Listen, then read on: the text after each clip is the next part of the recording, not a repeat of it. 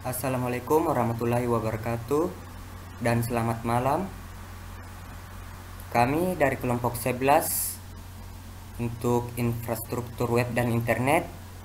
Pada hari ini kami akan mempresentasikan mengenai tugas UAS yang telah diberikan, yaitu prinsip kerja web dan internet. Pertama-tama saya akan memperkenalkan nama kelompok saya. Yang pertama Valentius Mintu dan yang kedua Berliano Beteng. Pertama-tama saya akan menjelaskan prinsip kerja web dan internet fiber optik. Fiber optik. Fiber optik adalah jenis kabel yang berfungsi untuk mengubah sinyal listrik menjadi cahaya dan mengalirkannya dari satu titik ke titik lainnya. Bahan dari kabel fiber optik ini sendiri umumnya adalah serat kaca atau plastik yang sangat halus. Jika dihubungkan dengan dunia telekomunikasi, fiber optik sendiri berarti adalah kabel yang digunakan untuk media transmisi terarah, wireline, untuk kepentingan perpindahan arus data dalam jaringan komputer. Prinsip kerja fiber optik tergantung pada prinsip jumlah refleksi internal, refleksi cahaya, atau dibiaskan berdasarkan sudut yang menyerang permukaan. Prinsip ini berpusat pada cara kerja serat optik yang membatasi sudut di mana gelombang cahaya dikirim, memungkinkan untuk mengontrol secara efisien sampai ke tujuan. Kemudian, prinsip kerja internet fiber optik. Yang pertama yaitu sinyal awal atau source dengan bentuk sinyal listrik pada transmitter akan diubah oleh dioda atau laser, dioda, transducer optoelektronik hingga menjadi sebuah sinyal elektrik kembali. Yang kedua yaitu gelombang cahaya yang selanjutnya akan ditransmisikan lewat kabel fiber optik menuju ke penerima atau receiver yang ada di ujung lainnya dari fiber optik.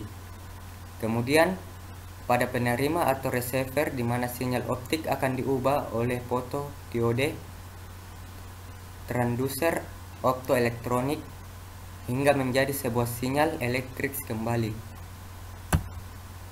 Kemudian yang kedua yaitu prinsip kerja web dan internet pada satelit. Internet satelit adalah layanan internet dengan menggunakan media transmisi satelit yang berada di atas bumi atau luar angkasa untuk terhubung dan berkomunikasi. Umumnya, satelit yang digunakan adalah satelit geostasioner. Penggunaan satelit berada di atas bumi atau luar angkasa memiliki area cukupan luas, sehingga membuat internet satelit dapat menjangkau seluruh wilayah di Indonesia.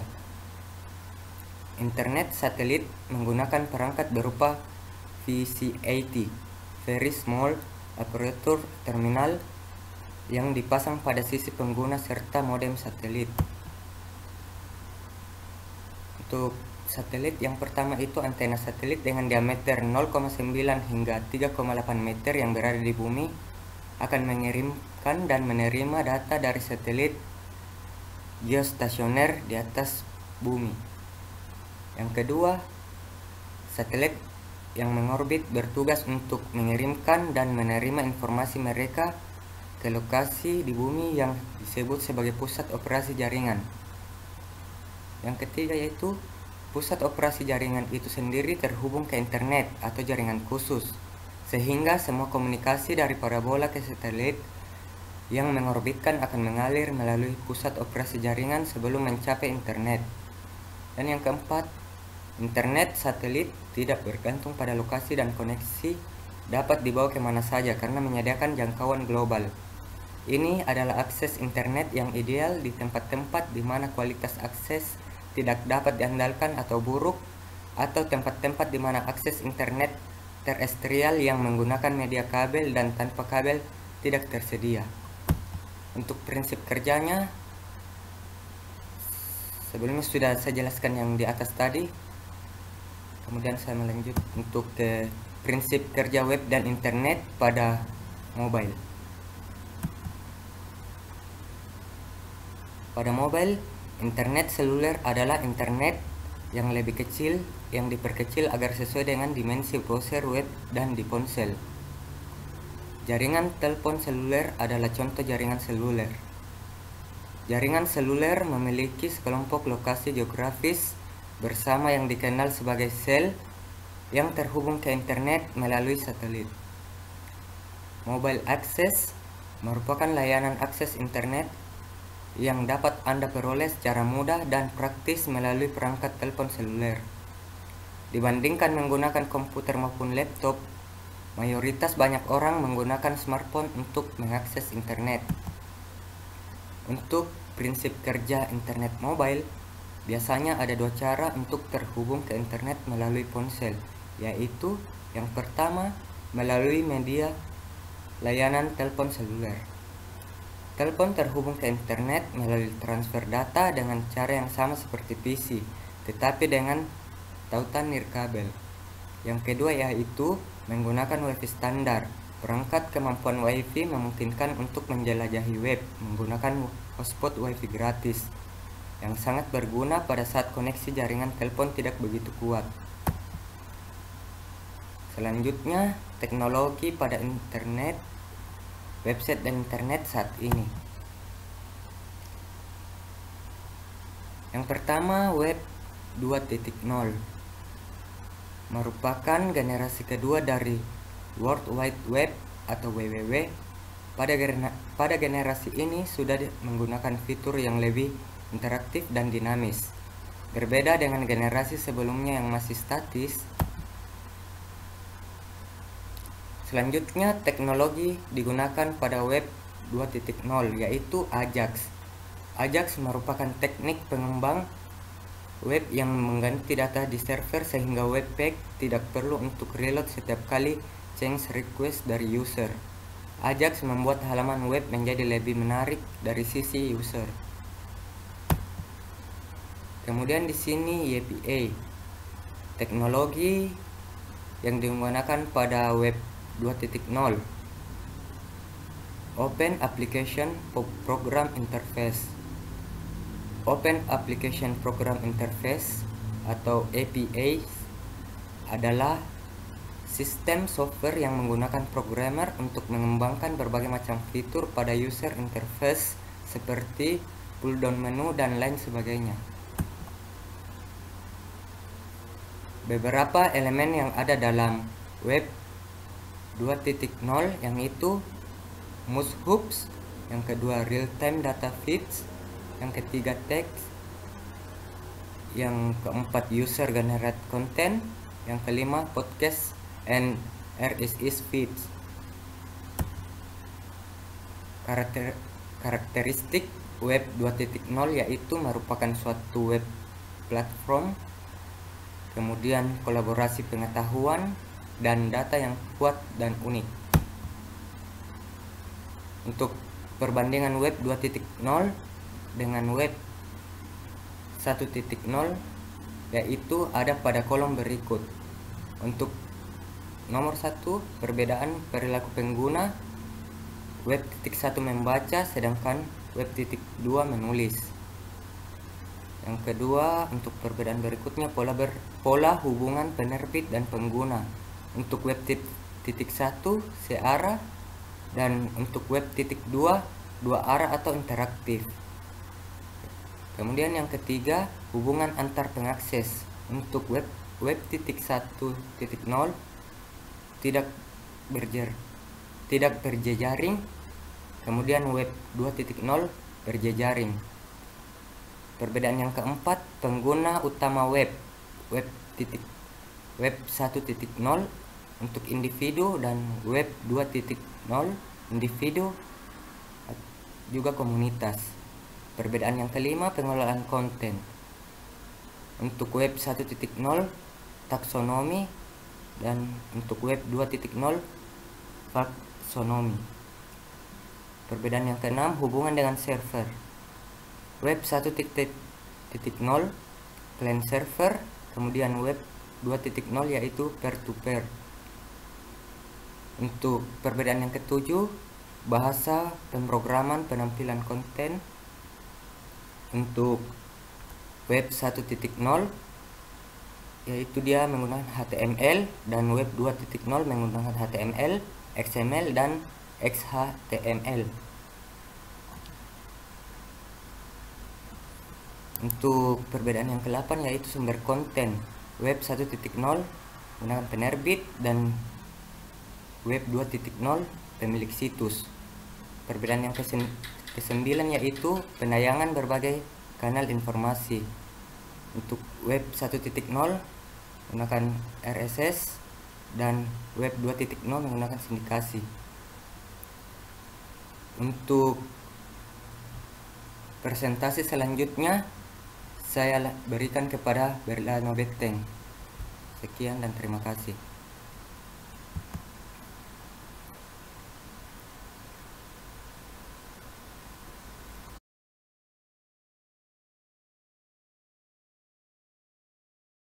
Terima kasih atas kesempatan yang diberikan kepada saya.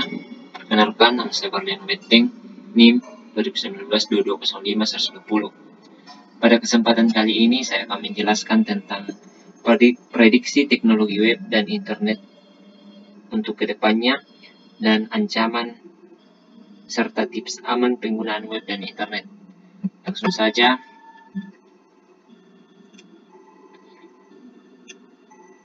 saya akan menjelaskan prediksi teknologi web dan internet kedepannya.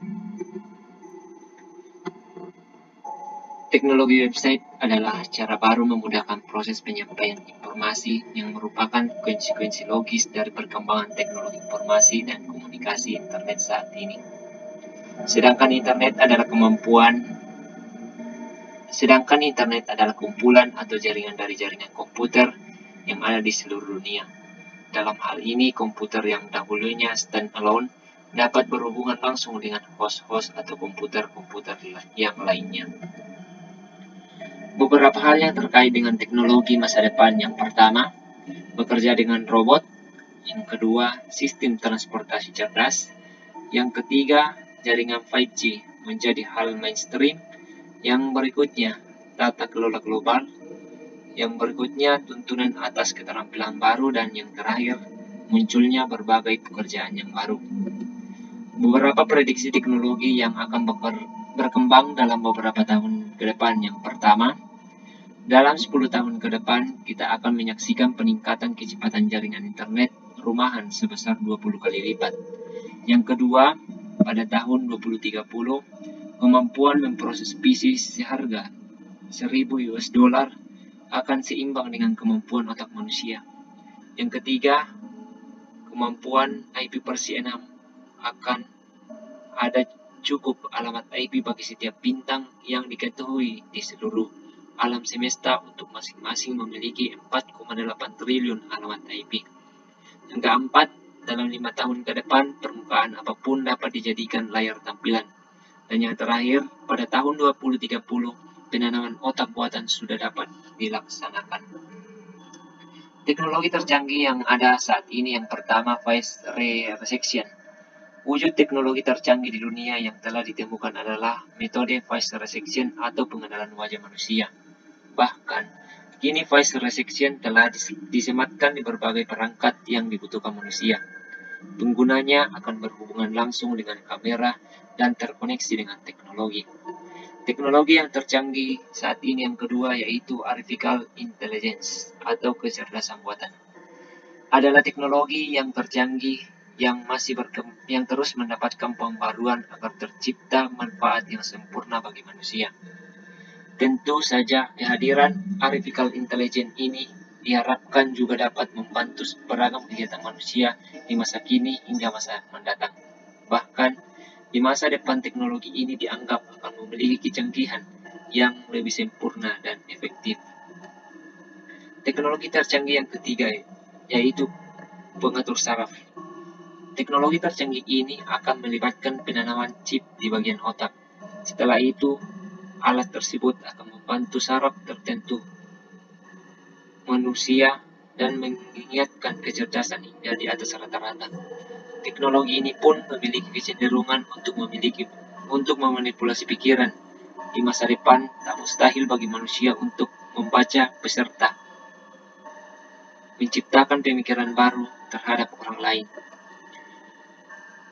Teknologi tercanggih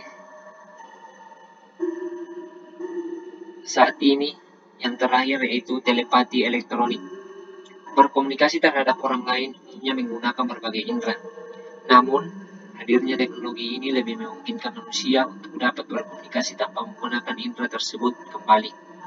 Manusia cukup menggunakan teknologi canggih tersebut untuk dapat menerima dan memberikan sinyal tertentu. Hal ini disebut akan semakin memudahkan manusia untuk berkomunikasi antar sesama. Ancaman dan tips aman penggunaan web dan internet. Beberapa hal yang dapat mengancam pengguna web dan internet. Yang pertama, adware. Adware merupakan sebuah program yang akan menampilkan iklan pada komputer. Hal tersebut tidak akan mengganggu karena adware umumnya akan memakai sumber daya dari komputer.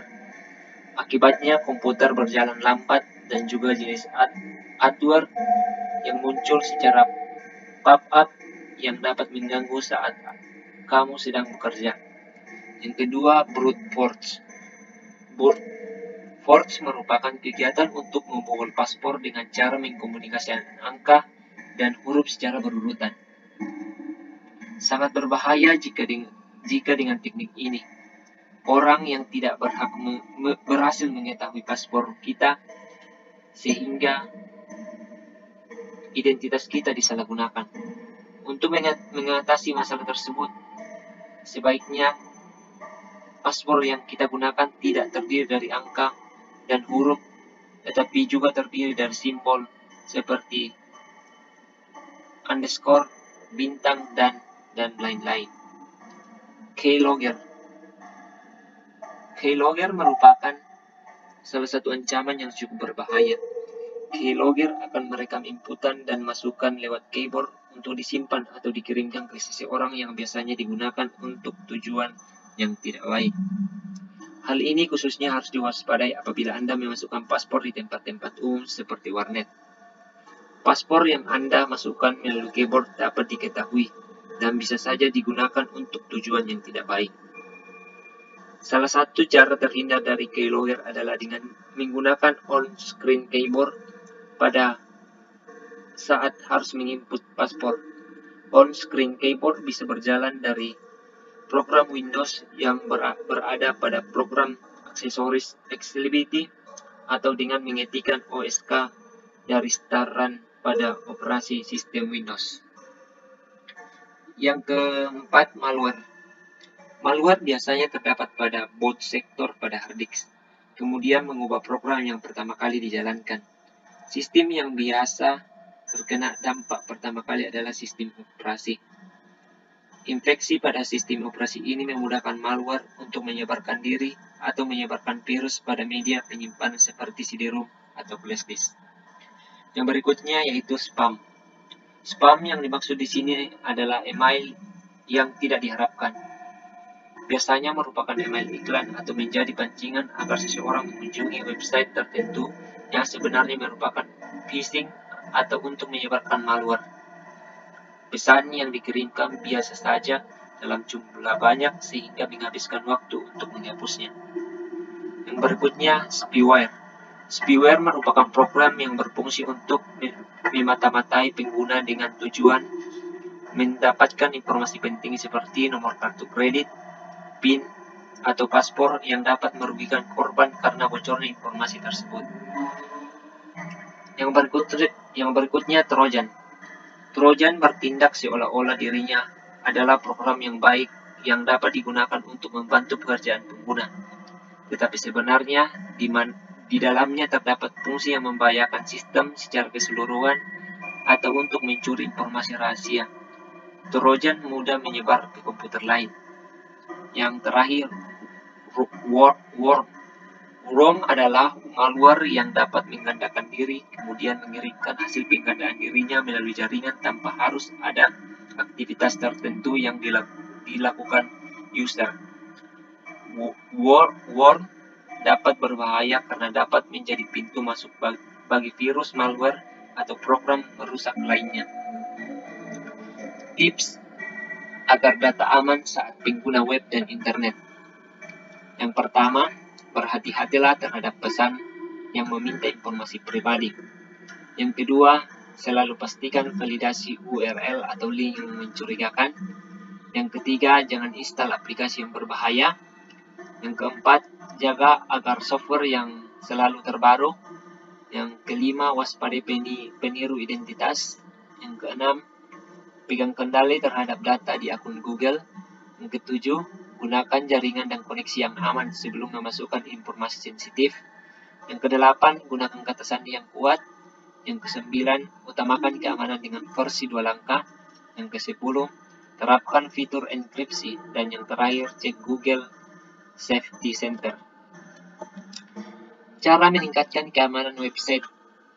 Yang pertama, gunakan SSL. Penggunaan Secret Socket Layer atau SSL merupakan hal yang paling utama untuk membuat website aman. Penggunaan SSL akan nampak pada alamat domain website yang diawali dengan HTTPS atau dengan ikon gembok pada domain tersebut yang koneksi antara browser dengan server website berjalan dengan aman dan terenkripsi. Yang kedua, selalu update CMS website. Hal ini bertujuan untuk menghindari peretasan yang dilakukan hacker yang menggunakan metode hacking secara otomatis yang hanya dapat bekerja pada software yang sudah usang atau tidak pernah diupdate. Software yang sudah usang sangat mudah dihack dengan menggunakan bots yang menggunakan scanning dan mencari celah secara terus-menerus untuk dibobol. Jadi pastikan untuk selalu menggunakan CMS versi terbaru pada website kamu. Yang ketiga, perhatikan konfigurasi server. Hal ini bertujuan untuk menerapkan pengaturan tertentu yang akan bekerja pada server sesuai dengan perintah untuk meningkatkan keamanan website. Web server ini merupakan software yang bekerja pada web client supaya browser dapat menampilkan halaman dan data yang diminta. Kamu harus mengetahui apa saja jenis konfigurasi yang digunakan pada web server, seperti Apache, Linux, dan Microsoft EAX. Yang keempat, gunakan satu situs untuk satu server. Web hosting dengan shared IP atau beberapa website yang menggunakan satu lokasi IP address memang cukup populer. Namun sayangnya hal ini malah dapat memicu risiko cybercrime yang lebih besar. Hosting 5 situs pada satu server jelas akan berisiko dibandingkan jika menggunakan dedicated IP address. Yang kelima, batasi akses pengguna. Jika website yang kamu kelola memiliki beberapa login, maka sangatlah penting untuk membatasi akses setiap penggunanya. Kamu dapat mengatur peran penggunanya yang login ke website kamu, misalnya admin, editor, dan anggota. Hal ini biasa berlaku pada blog dan merupakan tindakan pencegahan untuk mengurangi risiko kerusakan yang diakibatkan oleh humor error. Yang keenam, perkuat paspor. Selalu ingat untuk menggunakan kombinasi paspor yang rumit dan sulit. Gabungkan huruf dengan tanda baca, sisipkan huruf besar, angka, simbol. Pastikan paspor tersebut tidak tertebak atau tidak mencerminkan kepribadian kamu. Yang ketujuh, ganti pengaturan default CMS. Setelan default CMS website memang mudah digunakan bagi pemula. Selain pengaturannya yang sederhana, pengoperasiannya juga mudah dan cepat. Namun hal ini berbahaya bagi keamanan website kamu. Default CMS sangat berbahaya untuk keamanan end user.